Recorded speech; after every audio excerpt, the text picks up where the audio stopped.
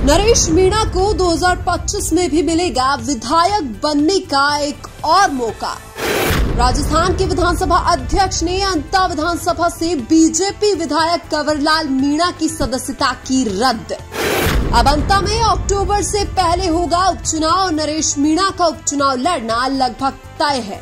थप्पड़ कांड के आरोप में लंबे समय से जेल में बंद नरेश मीणा को 2025 में भी विधायक बनने का एक और मौका मिल रहा है, क्योंकि एसडीएम पर पिस्टल तानने के मामले में 3 साल की सजा पाने वाले बीजेपी विधायक कंवरलाल मीणा की सदस्यता रद्द कर दी गई है। अब चुनाव आयोग 12 जिले की अंता विधानसभा सीट पर बहुत ही जल्दी उपचुनाव की तारीख की घोषणा करेगा। और इसी बीच अब नरेश मीणा के समर्थक और आम जनता ये चाहती है कि नरेश मीणा को अंता से उपचुनाव लड़ना चाहिए। हालांकि अभी नरेश मीणा जेल में हैं और हो सकता है कि अंता विधानसभा सीट के उपचुनाव से पहले नरेश मीणा जेल से बाहर आ जाए। और अगर अंता विधानसभा सीट के उपचुनाव से पहले नरेश मीणा जेल से बाहर आ गए तो उनके लिए विधायक बनने का एक सुनहरा मौका होगा। हालांकि नरेश मीणा जेल में रहते हुए भी अंता की विधानसभा सीट से उपचुनाव लड़ सकते हैं। उधर अभी भी कंवरलाल मीणा ने सुप्रीम कोर्ट में रिवीजन याचिका दायर कर रखी है, जिस पर सुनवाई 15 जुलाई के बाद होगी।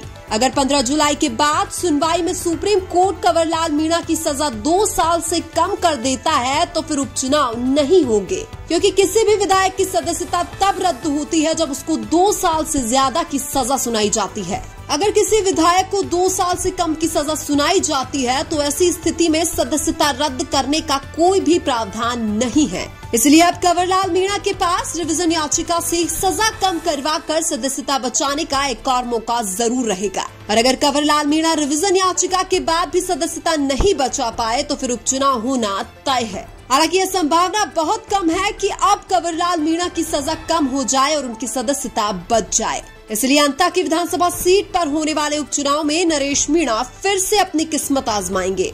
हालांकि कांग्रेस की तरफ से प्रमोद जैन भाया अंता विधानसभा सीट पर एक बार फिर से पूरी ताकत के साथ चुनाव लड़ सकते हैं। इसलिए अंता की विधानसभा सीट पर भी नरेश मीणा को कांग्रेस की तरफ से टिकट मिलना तो बहुत मुश्किल है, क्योंकि अंता की विधानसभा सीट प्रमोद जैन भाया की परमानेंट सीट है और नरेश मीणा और प्रमोद जैन भाया एक दूसरे के विरोधी भी है। इसलिए उपचुनाव में अंता की विधानसभा सीट पर कांग्रेस नरेश मीणा को टिकट दे दे इसकी संभावना ना के बराबर है। इसलिए अगर नरेश मीणा को अंता विधानसभा सीट से उपचुनाव लड़ना है तो निर्दलीय ही किस्मत आजमानी होगी। हालांकि नरेश मीणा पिछले 2 सालों में 2 निर्दलीय चुनाव हार चुके हैं, इसलिए अब फैसला सोच समझ कर लिया जाएगा। भले ही नरेश मीणा पिछले 2 निर्दलीय विधानसभा चुनाव हार गए हो, लेकिन उन्होंने अच्छे खासे वोट प्राप्त किए थे और अब अगले विधानसभा चुनाव 2028 में होंगे। इसीलिए नरेश मीणा को अंता की विधानसभा सीट पर उपचुनाव जरूर लड़ना चाहिए। हारना और जीतना तो एक अलग बात है, लेकिन नरेश मीणा को उपचुनाव पूरी ताकत के साथ लड़ना चाहिए। हालांकि उधर कांग्रेस के प्रमोद जैन भाया पर भी भ्रष्टाचार के आरोप है और वो भी बहुत जल्दी जेल जा सकते हैं।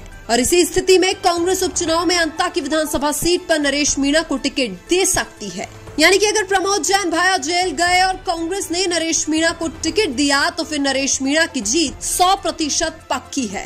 हालांकि कांग्रेस पार्टी में ही नरेश मीणा के कई विरोधी ऐसे हैं जो किसी भी हालत में नरेश मीणा को टिकट नहीं मिलने देंगे। अगर प्रमोद जैन भाया जेल गए और कांग्रेस हाईकमान तक नरेश मीणा की बात पहुंची तो फिर कांग्रेस हाईकमान नरेश को टिकट दे सकती है। लेकिन राजस्थान के स्थानीय नेताओं के भरोसे तो चाहे उपचुनाव हो या नॉर्मल चुनाव हो, नरेश मीणा को टिकट नहीं मिलने वाला है। इसलिए नरेश मीणा और उनके समर्थकों को अभी से अंता की विधानसभा सीट पर निर्दलीय चुनाव लड़ने की तैयारी कर लेनी चाहिए। अंता की विधानसभा सीट पर भी बहुत सारे फैक्टर है जो नरेश मीणा के पक्ष में जाते हुए दिखाई दे रहे हैं। चाहे जातीय समीकरण हो, चाहे स्थानीय जिला हो या फिर युवाओं में नरेश की पहचान हो, हर तरफ से नरेश मीणा के पास प्लस पॉइंट है।